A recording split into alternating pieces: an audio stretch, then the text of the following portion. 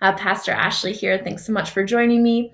You'll probably notice that the background's a little different today. I had to run into the office to do a few things, and so I thought that I would record this here at the office where it's a little bit brighter.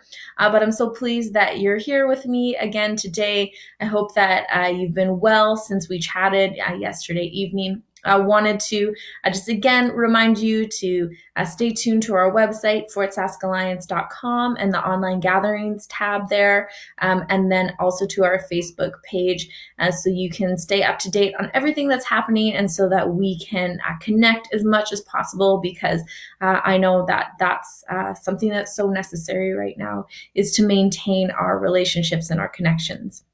So I am going to just get right into it today, and I want to take us to Matthew 5, verse 9.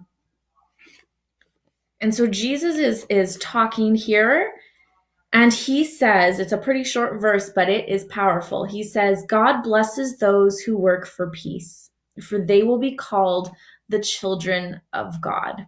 And I don't know about you, but I want to be called God's child. And so this verse, it begs a few questions. So a couple of those questions are, do you work for peace? Or are you a peace disturber? Do your words and actions bring peace, or do they take peace away? So a few examples of this could be with your spouse, potentially. Do you say words to your spouse that are that bring peace, that are a soothing balm, that are loving and kind? And we're not talking about never saying anything real that may be hard. That's not what we're talking about at all. There are times for hard conversations, and we're called to speak the truth in love. But day to day, do you say words that vex and that wound, or do you say words that bring peace? Or with your children, do you use words, do you have actions that bring peace? Or are you a peace disturber? Or in your workplace is another great example. Gossip is a great example of this. In those moments when people want to talk and they want to slander, are you bringing peace? Are you speaking well? Are you trying to diffuse the situation? Or are you right in there just loving it? Each morsel of gossip feels so good on your lips. And I think the final point, which is so appropriate for today, when, as I've said, most of us are spending amplified amounts of time online, does your online presence bring peace, or does it disturb peace and take peace away? So do you get into social media fights? Do you see someone whose opinion annoys you, or you think you're wrong, and you just jump right in there without thinking, and you let off a torrent of words that maybe you would never say in person, but you say them there? Or do you badmouth politicians and celebrities? I'm not saying that we're always going to agree with everyone's political views, but we learned the other day that God has put those governing authorities in place over us. And so while you don't have to agree with their policies, you do have to respect them. So the posts that you make about them on social media, are they respectful? Are you praying for them? Or are you taking digs and bad-mouthing them? So I have quite a few verses actually I want to read this morning. There are so many to choose from, but I just chose a few just to talk about how important the scriptures say that it is for us to be speaking peace and for us to be speaking wisely. And so in the video, I put on the corner, I put all of the Bible references that I'm going to be using for the day, so you can go look them up. And this is an awesome study to do, to go through and talk about how often the scriptures tell us that we need to be heeding our words, and we need to be speaking truth and speaking peace. So first we're going to go to Ephesians 5, verses 3-4. And Paul says, "Let there be no sexual immorality, impurity, or greed among you. Such sins have no place among God's people." And this is where it really hits home for us today. "Obscene stories, foolish talk, and coarse jokes, these are not for you." And so maybe we do pretty good on obscene stories or coarse jokes, maybe not. But foolish talk, I know that I catch myself engaging in foolish talk, and I need to be careful with that. So the second passage that we're going to go to is 2 Timothy 2:16-17. And it says, avoid worthless, foolish talk that only leads to more godless behavior. This kind of talk spreads like cancer. And it is so easy, isn't it, to bring the people around us down with the way that we talk. And it's so easy to be brought down by the words of others and to just find ourselves engaging in behavior that we don't actually want to engage in. And verse number 3 that I want to look at is Romans 12, verse 2. And so, as I just said, it is so easy sometimes to get caught up in what's going on, especially on social media. You see a post or a meme or something that makes you feel good and you want to share it.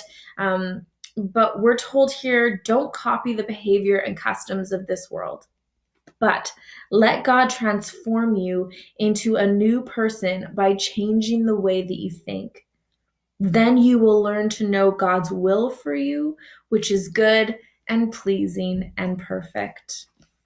And finally, I want to take us back to Matthew, to more words from Jesus. And these are warning words. And you know what? These words should scare us. It's good for them to put some trepidation in us. Jesus says, for whatever is in your heart determines what you say. A good person produces good things from the treasury of a good heart, and an evil person produces evil things from the treasury of an evil heart. And I tell you this, you must give an account on Judgment Day for every idle word you speak. The words you say will either acquit you or condemn you. When I hear that, just a sense of, oh wow, settles over me. And I think about all of the idle words that I have spoken over my lifetime. And it's quite the feeling. And I'm thankful for the mercy and grace of Jesus that he covers my sins. But friends, we will give account for these idle words that we're speaking. And I want us to remember that we represent Jesus in all of our words and all of our deeds. So every action in your workplace, everything you say and do with your kids, everything you say and do with your spouse or your friends, your family, this all represents Jesus. And every post and comment that we make on social media, that represents Jesus as well. So I have a challenge for all of us, myself included. And I want us to stop in every moment, every time we go to post something online, every time we go to say something that maybe feels a little too good to say, whether it be online or in person, I want us to ask, would this make someone want to follow Jesus? If this was the only representation of Christianity that someone had, would they say, yeah, I want to serve a God that makes me like that person? Or would they say, oh man, well, if that's what a Christian looks like, maybe I'm not interested. And we've all been there. We've all said things, done things that haven't represented Jesus well. And as I said, there is forgiveness for those things, but we're called to a high standard. And I want us together to be reaching for that high standard. So I challenge all of us to take a moment before you post, before you speak, and think, am I representing Jesus well? Would this make someone want to follow Jesus? And then also in those moments, ask the question, am I bringing peace into this situation? Am I a peace bearer or am I a peace disturber? And friends, God's Holy Spirit is here with us. If you believe in Jesus, he has filled you and he is empowering you to make those decisions, to be a bringer of peace because you are a child of God. So I want to thank you for joining me this morning. I won't be seeing you for a few days. We're going to be back on next Tuesday, Wednesday, Thursday, Friday at 10 o'clock on Facebook Live. But friends, I'm going to be praying for all of you in that time, praying that we will be bringers of peace and hope in a world that feels darker than ever, in a world where people are seeing their need for Jesus now more than ever. And if you are recognizing your need for Jesus, or you have questions about whether or not you even need him, we would love to discuss that with you. And again, I put my email, I attached it to this post. So if you have any questions at all, please feel free to email me, and I would love to connect with you over that. So friends, go with God today. I pray that you would be empowered by his Holy Spirit as you serve and as you love and as you lead in the places that he has put you in this world. Go with God, friends.